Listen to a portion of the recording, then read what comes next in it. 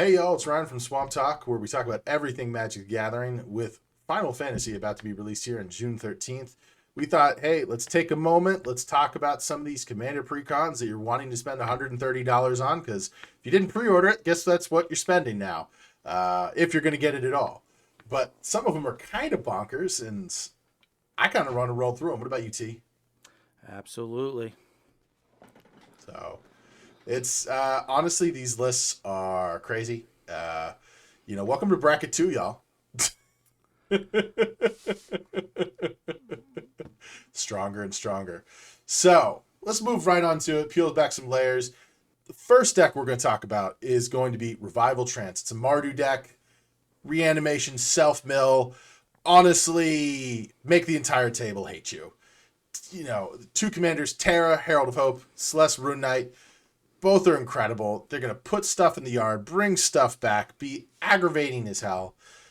3 cost and a 4 cost. I mean, they understood the assignment on, not making overcosted 5 cost commanders, and this deck is honestly really clean for Mardu. I think it's actually going to be out of the box strong. And if we look at some of the cards here, the Warring Triad, and this card is disgusting. It's going to fly, it's going to trample, it's going to haste. But guess what it's going to do before that? It's going to be a friggin' mana rock. I mean, I love that it's a god. Of course, the mana rock is a god because it's badass. I mean, Coin of Fate. When it enters, you surveil. I mean, this is disgusting. Like, hey, look, I have stuff in my graveyard. I'm going to give you these two choices. They both suck for you, but you get to choose which one sucks slightly less. Congratulations. May politics be forever in your favor. um, you know, keep moving on. Summer Esper Valagamarda. I guarantee you I have that wrong, but we're going to call it. Look, it's an enchantment, and it's a creature, and it is flying, and it gives mana, and it steals stuff from graveyards. What more could you want in a red deck? it's it's everything you could want. Imagine if they made this legendary, Tom. Oh my gosh. Mm-mm-mm. Mm-mm-mm. Another card that's incredibly exciting, Espers to Magicite. Another just great graveyard hate, making a token, powerful graveyard piece, instant speed. You gotta love it. I mean, this deck is bonkers. Incredible reprints on a few cards. I mean, they seem to be reprinting the garbage out of it now, but Rise to the Dark Realm, Reanimate. I mean, it's not the love, man. I mean, there's a lot. There's a lot going on in this deck. I mean, yeah, the politics are going to flow freely in this deck. It's gonna be a deck that people are going to hate to play against. You have so much synergy with Mill, not including all the cards that you could put into this that have synergy with Mill. It's going to be really insane. I do have to say, as a Final Fantasy fan, I am happy that they're kind of bringing in that Final Fantasy side. In Final Fantasy VI, the summons were called Espers, so that is super cool that they brought that in. I think it's crazy that they're bringing in enchantment sagas as also creatures. I think this is gonna kind of change Magic forever for especially how sagas worked. I mean, you think about the sagas that we've had throughout history, and now they can be creatures. This is gonna be something. Yeah, I think it's a really fun choice. It's very flavorful for Final Fantasy, with the summons being both sagas and creatures. I think that while it's powerful that the creatures, especially this one being flying in haste, I think it also opens up additional removal. There's always more creature removal, so I think it makes these things slightly easier to remove. That being said, I think pretty much all these sagas are not over like OP, but they're very strong and very on flavor. I mean, it's just so beautiful, where they're introducing these cards that are so synergistic. I mean, honestly, they're taking bracket two quote unquote decks in precons and stepping up the game. I mean, honestly, Commanders Masters, very strong precons for the most part. But as far as non-master set precons, I think we'd have to go back to Warhammer to see stuff this strong. Yeah, this is gonna be another point in time where the one doesn't match the other. These decks are going to sit well above the other precons that have existed throughout time. I know that we get better over time, and this has always been true, right? But if you take this deck versus decks recently released, I don't think there's really like that. I think this thing just stomps Come across on, all these other decks. don't you want to fight with your Aether Drift Commander precon against these things? I mean that's a really good point because yeah, I know that I've played in a couple of events where they were pre-con only, not really events, but like things on Spell Table and just Yeah. groups who just played pre-cons.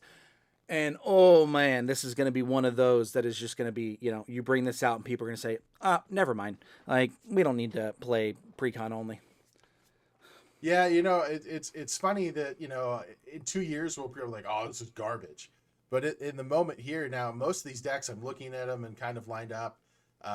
It reminds me of when I saw the Warhammer Mono Black precon, where I'm just like, I'm in danger. Uh, How it's could gonna you do fire this to me? lasers for, dude. It's gonna fire lasers from space. Huge credit to Wizards here with being on brand with Final Fantasy. You clearly didn't print enough of these, Wizards, though. I will say that. Go print another 10,000, 20,000, whatever it may be, and just flood the game stores with them, please. Love to see that. But incredibly great Mardu deck. As somebody who's been trying to get away from blue, Mardu is really fun, and I think this is a great little deck that has a lot of fun staples, a lot of reanimation, a lot of self mill, banger of a deck. But all right, let's keep moving on. So let's go ahead and go to Final Fantasy VII, ladies and gentlemen. We're going to go ahead and talk about Limit Break, which is a Naya Voltron equipment led by Cloud, ex-soldier, or Tifa, the martial artist.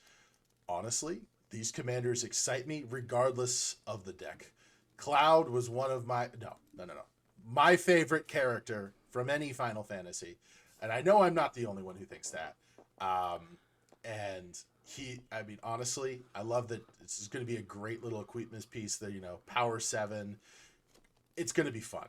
Tifa also arguably, I would say, more flexible than Cloud in this build with the melee, other creatures being allowed to kind of do things. They're both going to be great in the command zone.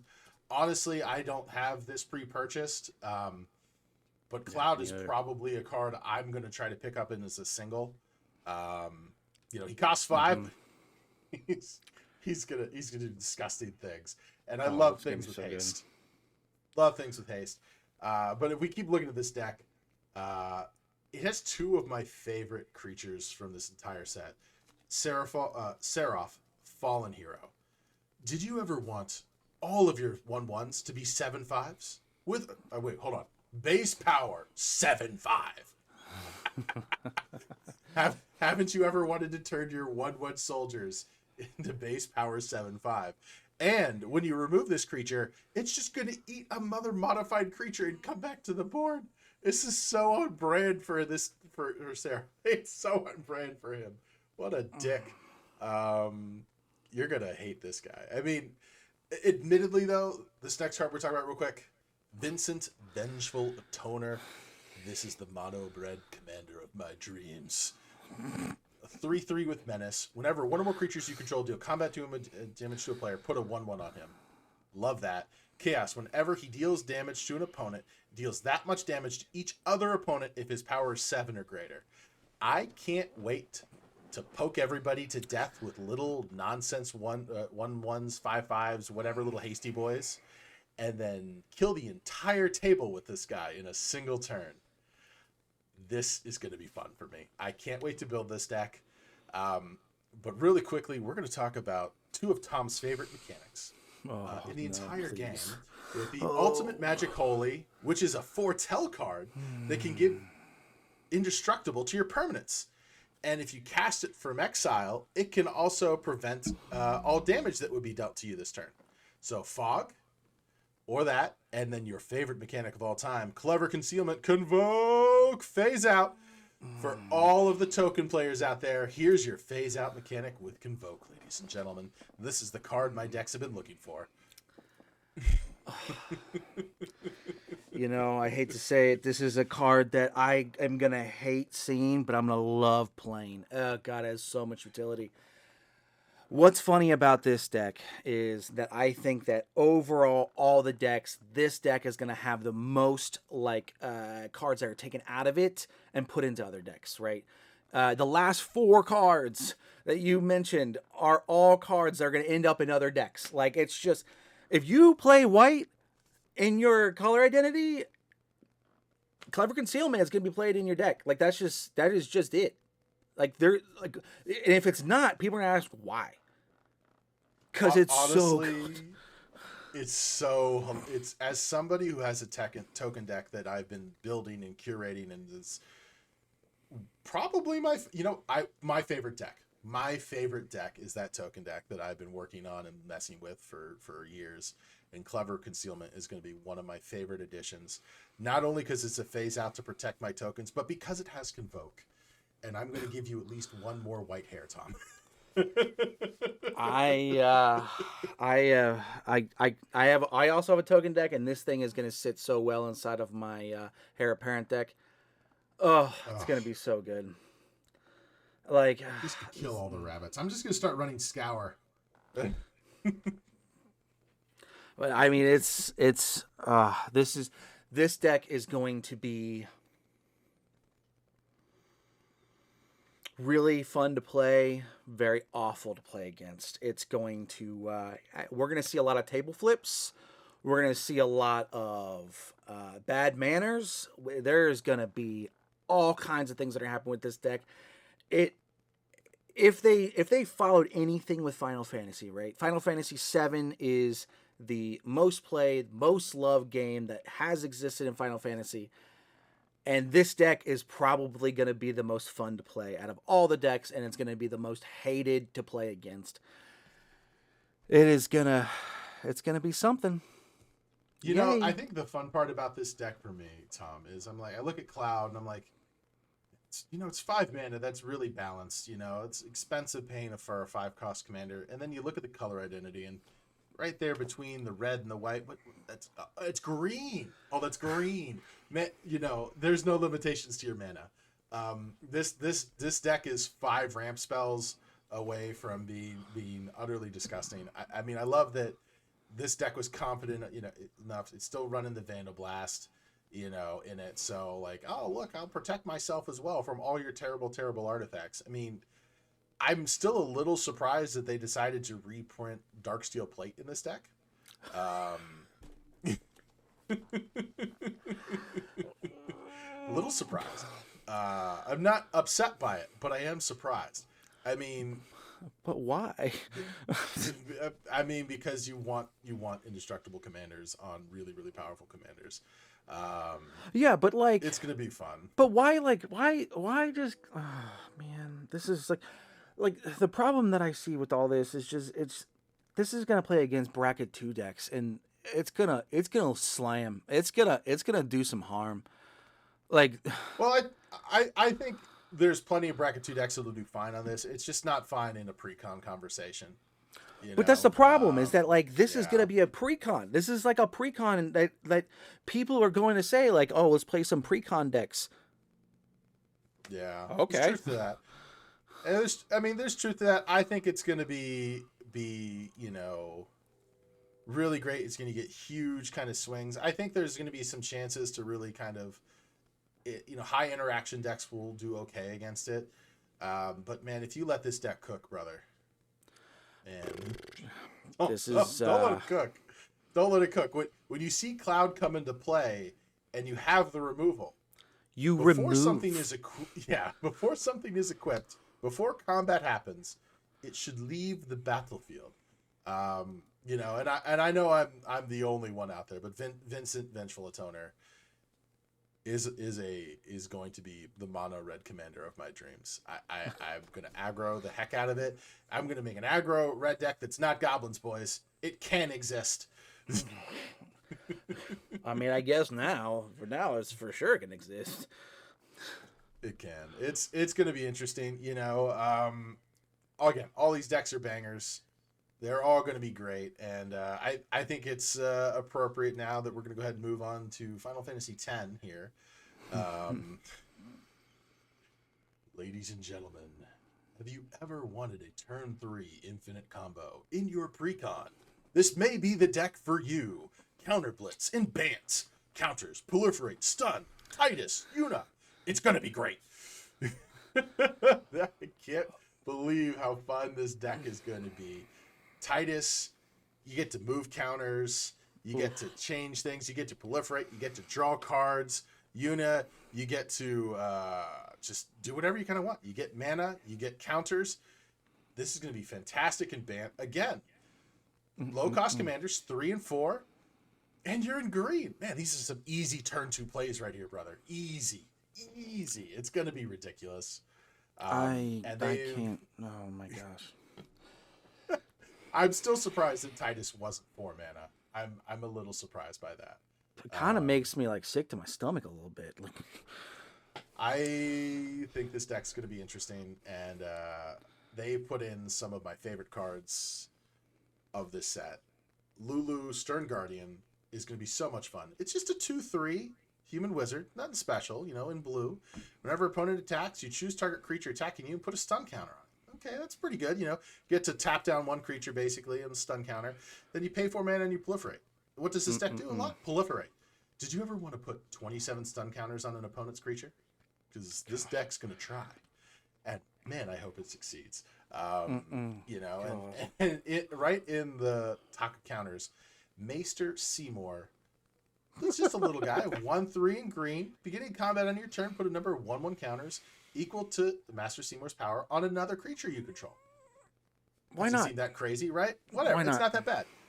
Then 5, pay 5, Monstrosity X, where X is the number of counters among creatures you control. Oh. Why not? Oh. Why not? Can you just wait to see all the things that get massive with he is the true Maester? And this deck also has some bangers of spells. Yuna's Decision, beautiful sorcery here. You get to choose one. You sacrifice a creature. If you do, draw a card. Then you put a creature or land from your hand onto the battlefield. Sick. So you get to put your 10 cost out on turn 4. Oh, no, I'm sorry, you're in green. On turn 2, you get to put out your 10 cost. My bad. Or you can return one or two target permanent cards from your graveyard to your hand. You don't have the 10 cost. It's in your graveyard. It's now there. And then Protection Magic, put a shield counter on up to each 3 target creatures. I love this because I love proliferating and I love shield counters and the frustration that shield counters cause. But you're like, it's not indestructible. It's a counter. It can be removed along with your will to play this game. It is absolutely. This is gonna be something else. The fact that they put a turn 3 infinite combo in this deck. Man, there's gonna be so many bad feelings. I'm already guessing it. It was funny. Before I realized there was an infinite combo, I saw Walking Ballista on the deck list, and I'm like, Walking Ballista in a precon? That's freaking crazy. And then we're looking at the other cards, and I saw something online, and I'm like, oh wait, you can turn 1, turn 2, Walking Ballista. Oh, what? Why not? I'm curious if it was something that was realized before it went to print or not. I'd like to say they knew, but at the same time, I'm not 100% sure. I mean, the amount that they talk about that they test this, right? I mean, they come out and tell us like, oh, they test this like so much. There's no way they don't know. Like if you If Yeah. they don't know, then I'm starting to question their testing procedures. True. Cause like Very, very, you know, very true. you can't get around that. Like it's but who knows? Like this deck is gonna be another one of those decks, amazing to play, terrible to play against. I feel like there's gonna be a lot of bad feelings. There's gonna be you know, I guess we can go back to the Final Fantasy, how they bring it together. The fact that they are making it so that you are able to play the summons as creatures. I just hit me something that's on the deck list, which I know people are. It's kind of expensive. Bane of Progress is on this deck list, and it Oh. just hit me. You're I crazy. love that. I love that. Man, when this creature enters, destroy all artifacts and enchantments. Put a 1/1 counter on this creature for each permanent destroyed this way. Honestly, Bane of Progress is hilarious to me. Just because with the amount of people, you don't realize how many random artifacts are on the board. People get Vandal Blasted, they scoop them all up. Oh man, my pile. But when all of a sudden you have to count them and then put counters on something, it's like, oh, It hits a little he just harder. killed all. You just made a 30/30 and it killed all my treasure tokens and my enchantments. All my mana rocks. All my mana This guy's a rocks. piece Man, of garbage. I didn't even realize that was on here until I was kind of poking around as we're doing this, and I'm so glad. Bane of Progress, I love it. I love it. I love it. I love it. Speaking of things that are mildly incredible, yet I will call mildly ridiculous, we'll move on to the last deck. So, for all the people out there who love cat girls, which is a lot of people, Scions and Spellcraft. It's an Esper, also known as cat girls. All your opponents lose life, lots of legends, and it's led by ridiculous cat girls because Final Fantasy. Why not? Why not? Again, keeping in brand, low-cost commanders. Yastala, Knights Blessed, come for me in the comments. I know I got it wrong. Garala, Tia, Scion Reborn. Again, I got it wrong. Sue me. Honestly, I love Yutash. It's like, hey, do you ever want to poke your opponent's eyes out with your claws? Yeah, this card's going to do it. It's going to be hilarious. Non-creature spells are going to ping opponents, lose life, you gain life. Going to be fun. Then Tia, and that's going to be lifelink 2/3. Whenever you cast a non-creature spell, you may pay X life, where X is that spell's mana value. If you do, create X 1/1 colors hero tokens and put X 1/1 counters on them. Oh Jesus! What? What? I can't wait for huge manic payoffs. This is going to be ridiculous. It's capped once a turn. It's still going to create a ton of boys and put a ton of counters out. It's ridiculous. Speaking of ridiculous, the one card that I honestly hate in this set, Emmett Selch, the third seat. It's a 3/4 in Dimir. Spells cast from your graveyard cost 2 less to cast. I don't have nice things to say about this card other than it's going to see so much play that I'm going to hate its existence and hopefully it becomes a game changer. It doesn't really need to be one, but I -2 from graveyard.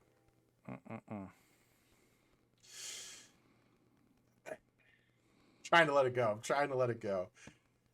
The next card, not nearly as strong, but interesting. Estine Varlinio. I'm getting it wrong. He's a lovely little 3/4 elf in Orzhov. Whenever you cast a non-creature spell, put a 1/1 counter on him. It gains flying till end of turn. At the beginning of your second main phase, you draw X cards and lose X life, where X is the number of opponents who were dealt damage by him or a dragon this turn. Honestly, this is going to be in some weird dragon Esper or Orzhov decks, and I'm there for it. Speaking of there for it, some fantastic equipment on brand. Dancer's Chakrams.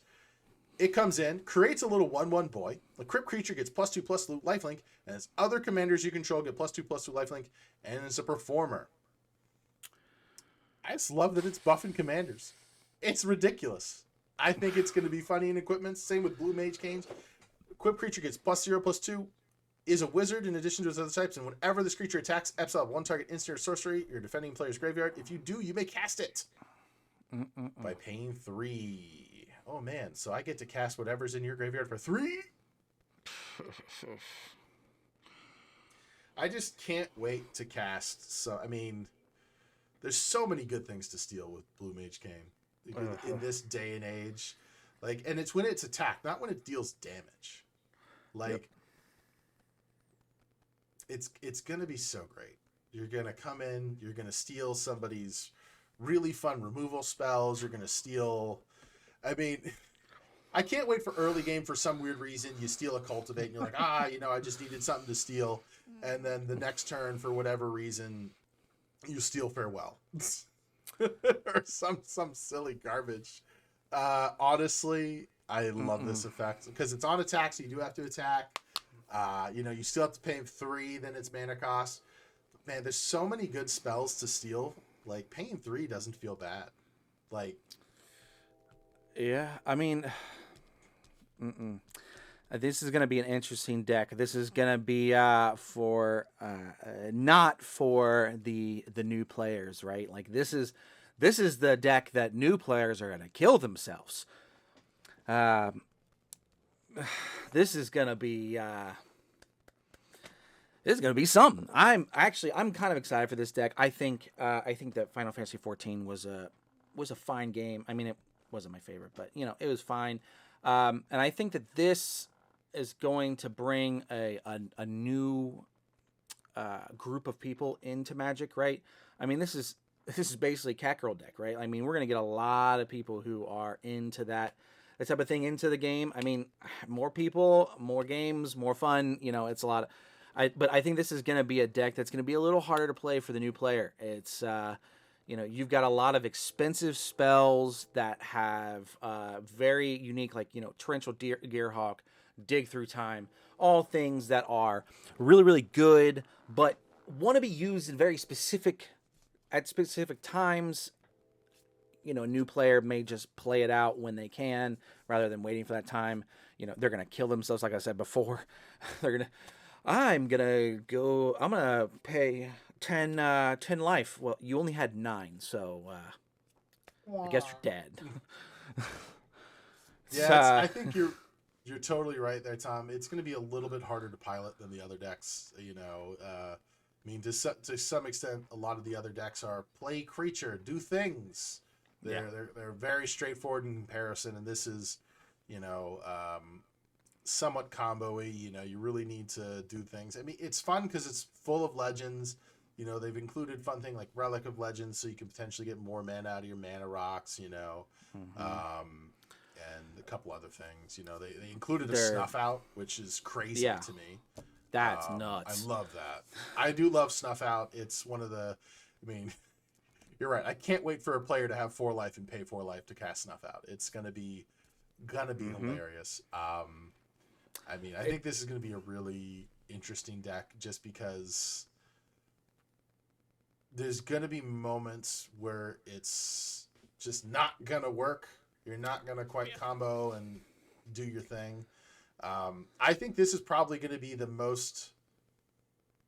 have the most replacements in it, is what I'll say. I think you're going to need to cut and paste a lot of cards out of here. I don't think this is 10 card swap kind of thing. I think this is maybe more 20-ish card swap.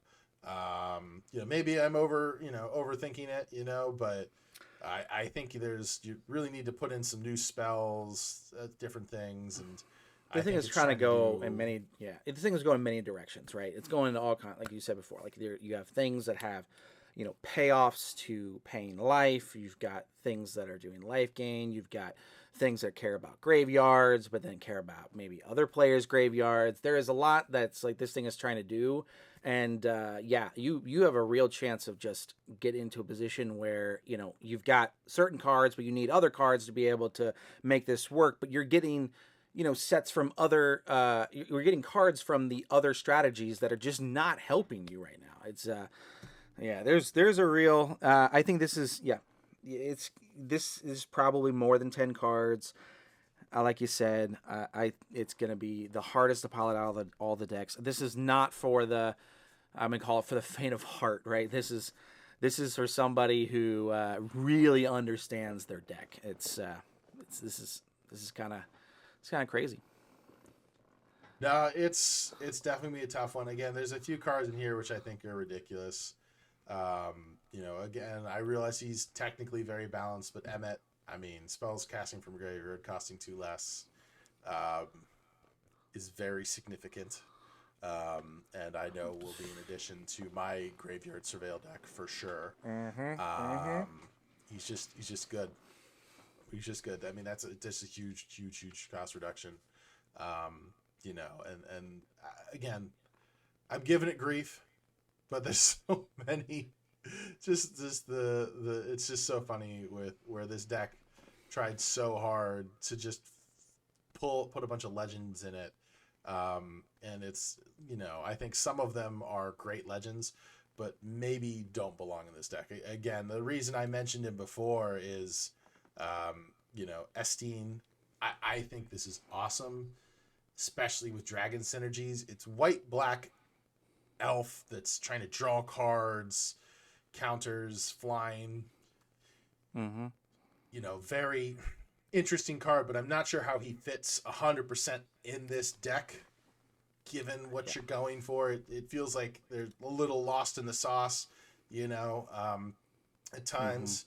But it's going to be interesting. Again, I think you nailed it. It's not a starter deck. If you want to go start, go run. Go run Limit Break. Go spend $140 right now on Amazon, and you can get Limit Break all for yourself. Play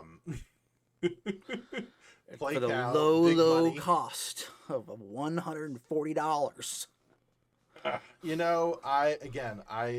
have said it before. I'll say it again. I secretly hope that for some reason Wizards of the Coast decides to just send a ton of decks and drive down price. I don't know. It's been beat to death. We're going to beat it to death for another 30 seconds where the cost of this stuff is ridiculous. Honestly, if you didn't pre-order this and you're buying it for $120, I'd hate to tell you not how to spend your hard-earned cash, but I don't know if you'll see your true return on investment, true cash back. If you love Final Fantasy VII, if you love Final Fantasy VI, if you love these characters, then it will be worth it to you because you just love it. But if that's not your thing and you're like, I just want to play this deck, we'll see.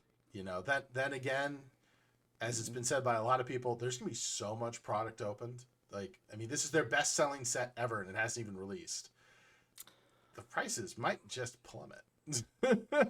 I mean, they might. There's a lot of. I mean, if it follows the trend of the last mini set, so yeah, it's gonna trend downwards. Maybe feel a little. I don't know if I'll feel bad for the people who pre-ordered, but maybe feel a little bad for the pre-order guys who paid full price for this. Who really knows at the end of the day? But yeah.